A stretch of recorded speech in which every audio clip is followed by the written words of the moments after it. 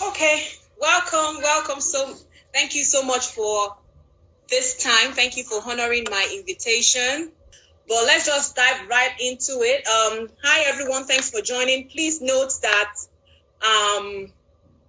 the questions will be allowed towards the end. The last 10 minutes are usually dedicated to questions. So please don't put any questions up yet. Let's just enjoy our interaction and discussion with my guest for today. So my guest for today is Mrs. MOTILOLA Adekunle. She's a wife, a mom, an actress, a producer, but I'll still allow her to introduce herself just briefly, and then we get right into the questions. Over to you. Hi, good afternoon, everyone. My name is MOTILOLA Adekunle. I'm an actor, producer, a scriptwriter. Sometimes I do subtitling. I am a mom, a wife. Some people say I'm an activist, but I think I'm just how do you say it now? I'm just someone that's passionate about humanity. I don't like titles and I don't like boxes. So yeah, I also own and co-run an NGO known as Project Ferry, committed to rescuing Nigerians and Africans in slavery from wherever they are all over the world. I think that's about it. Thank you so much. Thank you so much. Nice to meet you. I would probably be among those that think you're an activist, even if you don't admit it. But we'll come to that later. Okay, so knowing that you're a graduate of philosophy, if I'm correct. Yes, I am a graduate of philosophy. Yes, I am. Okay. How and why did you come into acting? Okay. It's in the blood, like they always say. I have always wanted to be a lawyer. I wanted to be a lawyer from the get-go. You know, in Nigeria, when you don't get A, they offer you B. So they offered me philosophy, you know. But I've been acting since I was a child, really. But how do you say, my mom is the kind of person that encourages you to follow your passion. You know, my mom has that, you know, whatever you do, I'll support you, I'm on your side kind of person. That's who my mother is. So she saw that I had a passion for it, but she just insisted that you must have a degree. I don't care what you're going to do. You must at least have a degree. So since I knew I wasn't going to use the degree anyway, so they gave me philosophy. I just read it. But all through school, I was always at the dramatic arts department, doing plays, doing stuff with drama students. In fact, some people would argue that I was a drama student when I was in school, but I was in philosophy. So pretty much, I've always known this was what I wanted to do all my life. So yeah. So that's like the first part of the question. So the second is how. Okay. You answered the why. How is there was this young man I met. His name is Roger Sofime. Roger Sofime is also one of the biggest producers we have in Nigeria right now. He does the Johnsons. He does all sorts of. He does Teen Cell right now. He does all sorts of the big soap. That's Roger Sofime, Native Media. Roger Sofime, I met him in his service here, and he directed a stage play where I played the lead. After that stage play, I met Bemisola Faleti, Baba Faleti's younger son, and they wanted to do Bashorunga then, and he asked me to come for the auditions. So I went for the auditions. I was picked, but unfortunately for me, my knowledge of the Yoruba language was just not deep enough to play the role he wanted me to play. I was going to play Agborin in Bashorunga, but they didn't want to discourage me, so they offered me something else, which was to do props on that set and also be one of the Omobas on the set. And since that day, that was my first movie set ever. Since then, I've gone on to play the lead in English soap operas, in stage plays and all of that. But that was how I got into mainstream acting. And since that day, I have not looked back. Awesome. That was an interesting leap, an interesting story. So I want to pick something from the answer you just gave, which is about auditions. I know that a lot of times I've had posts where we do our banters and we come back to agree, but I'll talk about the auditions. In the Nollywood of today, can you really say that people still audition for roles? I can say that because, how do you say it now? I believe that one major error that people who critique Nollywood make is that they assume that we are all in the same box. And while there are auditions that are not auditions, there are auditions that are disguised as fundraisers, and there are fundraisers that are disguised as auditions, rather.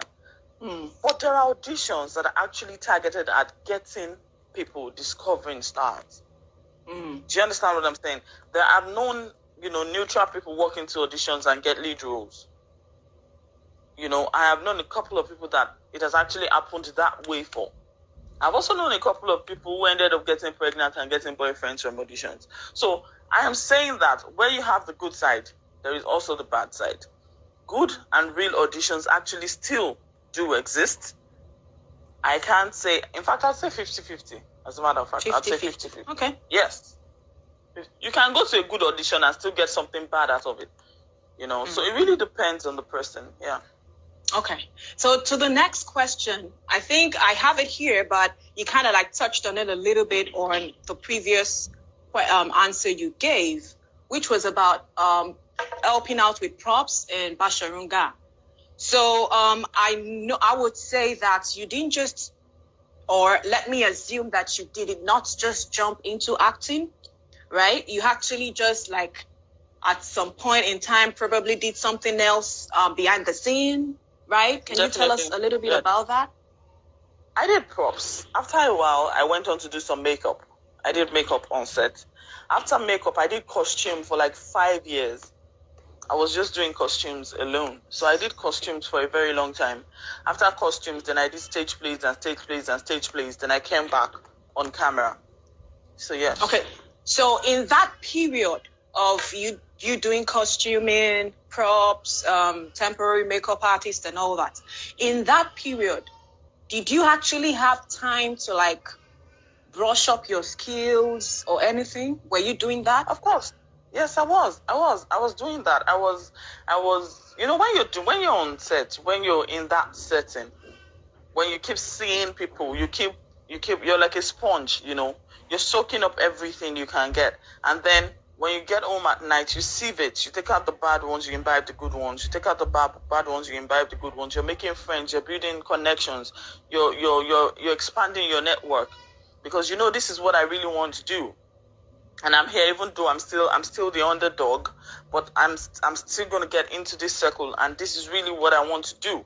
So that it was an opportunity for me to expand my network, to know a lot of people, to build on my academic knowledge of theater, and get hands-on experience. Yes, I was doing all of that. Awesome. So I'm picking another thing. Hopefully, I won't stretch our time. I have my questions here, but the more you give me the answers, the more questions pop up in my head. Sorry. So you said from your academic, you just said that now, from your academic experience or learning. So are you trying to say that even after reading philosophy, you actually kind of like went back to learn about acting or learn theater arts at some point? Like I told you, I was always in the Department of Dramatic Arts. There is this woman, she's a lecturer right now in the Obafemi Awolowo University. She was a lecturer then too. I'm talking about Mrs. Toyin Bifari Ogundeji. I practically did my tutelage under her because she was the department's business manager. When you say business manager, it means when you do shows, but she had a degree in costuming. She had another degree in acting. She had, she was very well experienced. So every day when I finish my classes, I will go to Antoni's office and just sit down there in case she needs help with something. Go and get this and that. And then they will give me scripts and I will go on stage. And after rehearsals, I'm back to Antoni's office trying to move this around and move that around. And do you understand? So I think I literally, then I read a lot, especially things that do not concern me. Academically, I just want to read. I just want to know so much. I'm the kind of person that I won't like it if you're having a conversation and I'm totally lost. I want to be able to say a little thing about everything and say it correctly, not just be talkative, like contribute to meaningfully to conversations. So I tend to read a lot, expand my mind. So I would get their handouts and, just read through just know what's up. There's an assignment. What are you guys talking about? You know, that sort of thing. Yeah. So, you've done a number of movies, you know, some that I have seen, some that I've not seen. Mask, Fool's Paradise, Every Woman, Dedegbo, Aiku, Imo, Mimo. Can you tell us about becoming a movie producer? Because I know you didn't get there overnight. You know, you didn't become a movie producer overnight. So can you tell us a little bit about becoming a movie producer? Okay, so I decided to tell stories differently, and I also wanted to, that was the first thing. And then when I came into the industry and I wanted to act, I wanted to do stuff, and they told me that, look, the only way to get some form of relevance in this industry is to be a producer. So it came from two things. I wanted to be heard. I wanted to tell my stories my way and be heard. I didn't want to have to depend on somebody's perspective to tell my stories. So I studied the scenario, and I realized that, look, you have to be able to put your feet down. You have to be able to say, this is what I want. And to say that, you have to be the producer. So I decided to tell my own stories my way. And then the second thing was, even in the industry, if you're not a producer, you're just going to be, you know, caught in the same web that everybody is. So that was why I decided to become a producer. Let's talk a little bit about Aiku and Imo. Build up to it. What exactly inspires your stories? Let's go to Aiku. Yes. Aiku was my movie, start to finish. What inspired Aiku was that my aunt died of cancer of the liver, to be precise. One day I just sat down and I thought to myself, what if rather than running around, because we did a lot of running around, we did a lot of trying to save her and trying to get her back. And I'm like, what if instead of this, she had accepted her fate and she, you know, cheerfully embraced what was coming? Because see, cancer sucks, cancer is terrible, cancer is insane. But there are people who wake up in the morning and walk to the road and get hit by a car and they die. You know, there are people who just sleep and don't wake up. There are people who don't know they're going to die. But look at you. You're here. You know it's coming. And then I was also inspired by the life of Aisha, Auntie Aisha Ibrahim, the actress who died a couple of years ago. Auntie Aisha literally knew that she was going to die. She moved her kids from Nigeria to Canada. She established them. She handed them over to a trusted friend. And she took her time. She said her goodbyes. And she went to the hospital and she died. I have never known anyone so brave, so bold, so strong. You know, she embraced it. She didn't even have to tell anybody. We didn't have to raise money for her. She had accepted it. And she planned life, at least to the best of her knowledge.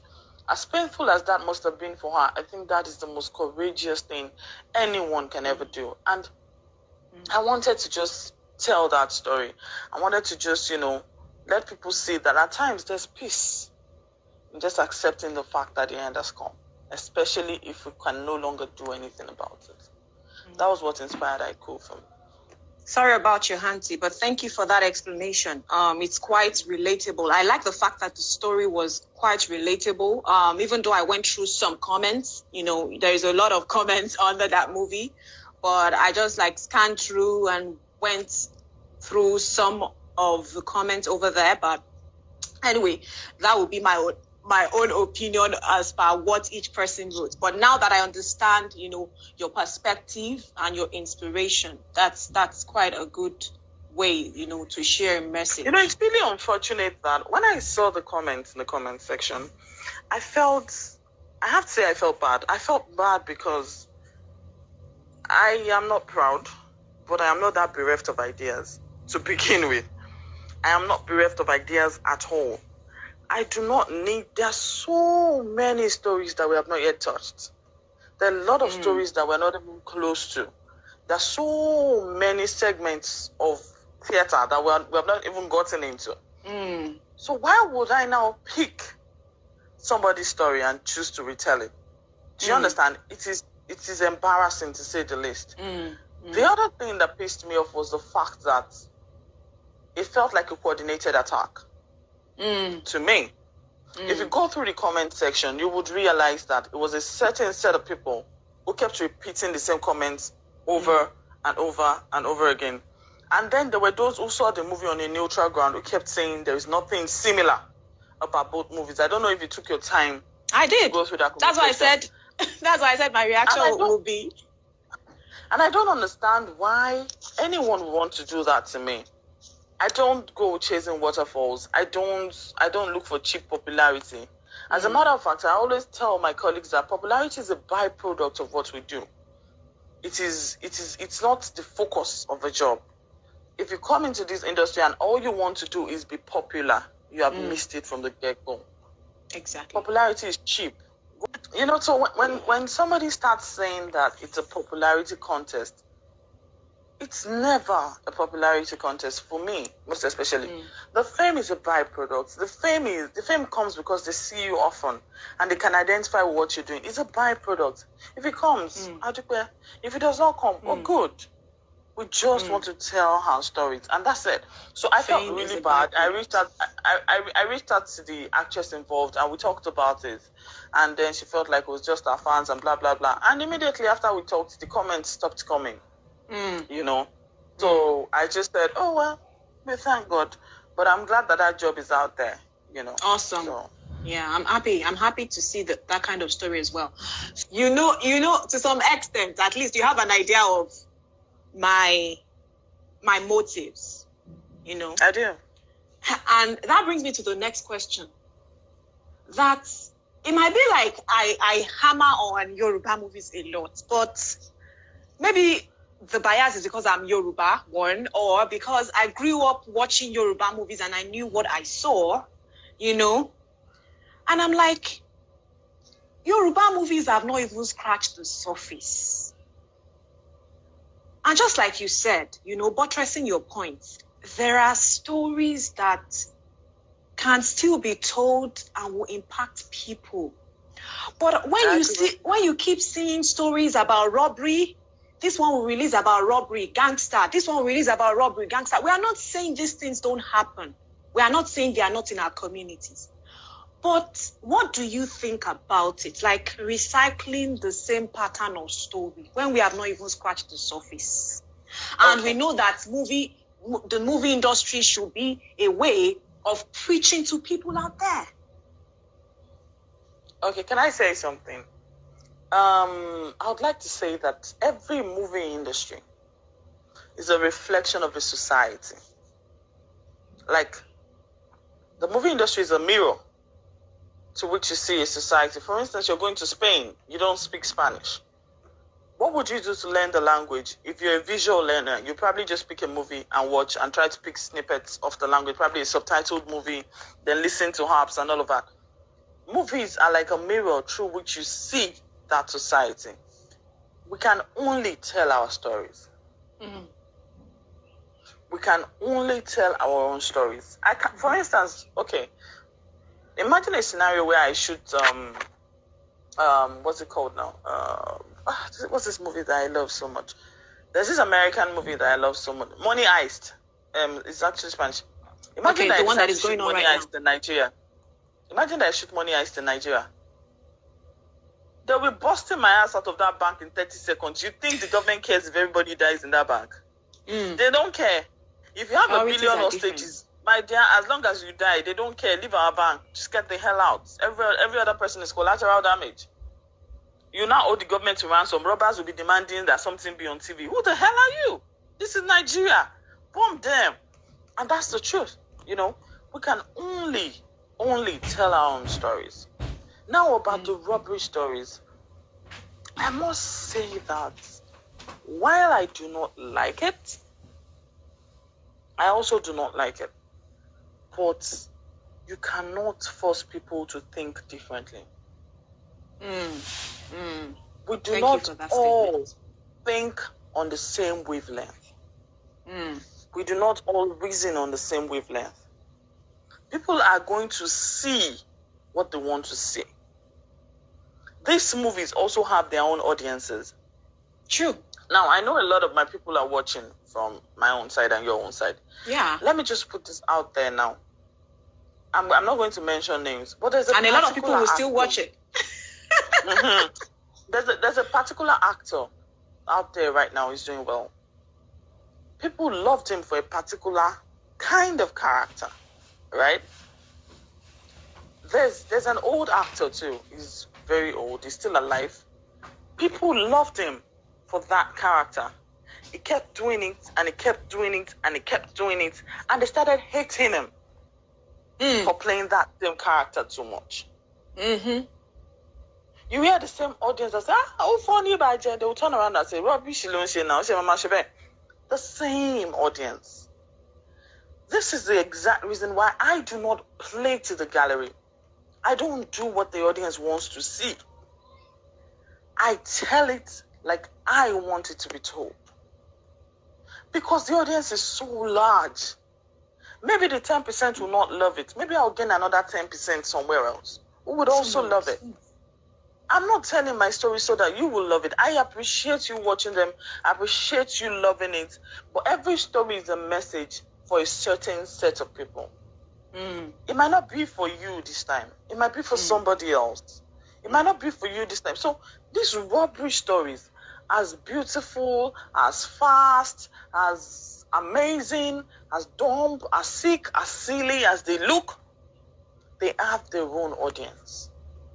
And this audience will constantly prod the actor, will constantly bother the producer, even give him money, even push him, even do all sorts to shoot this kind of movies for them. Any actor that falls into that trap, I know you know the Yoruba folktale of Ao Mary Joba. It's a folktale. Ao Mary Joba, and then they dug a hole and they covered it with a mat and then put a straw upon it. And when he sat down, he fell into that ditch. Yep. If you keep going by the sound of the ovation, you end up being the Erintofe Mujoba. We have actors who have been relevant for decades. They have never been the quote and unquote Omotonso, but they have also never left the scene. Let me give you an example. Dele Odule is a fantastic actor. There are fantastic actors that have never left the scene. Jem, Jide Kosoko, they bellows them. Do you understand what I'm saying? But people want to be the audience, and that's how people fall into the trap of recycling stories. And the minute your mind is set on, I must do what they want me to do, I must play the character that they love, you will not be able to break out of that circle anymore. You just keep rolling around, finding new ways to do old stories. And that is the problem. Thank you so much. So it's more of a problem of the audience. It is what they want to see that they think they are giving them at the risk of their own crafts. Well said. Well said. Well said. So, let me quickly ask a question that would divert us a little bit away from acting. Questions about acting. Okay. It's about diversification. You know, when you did your introduction, you mentioned something about being a co-founder of an NGO and all that. Do you see Nollywood, or just being in Nollywood alone, as a profession that is worth standing by, or you would advise diversification for probably anyone that wants to come into the industry now, or those that are currently there? Number one, I think I don't like the choice of words that it's a profession that is worth standing by. It is.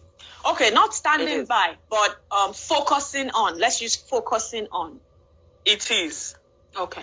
Is it a profession that can feed you immediately? No. Okay. But it's a profession that is worth depending on, what focusing on, what putting your best into. Because one of these days, it will pay you. Okay. If you know what you're doing.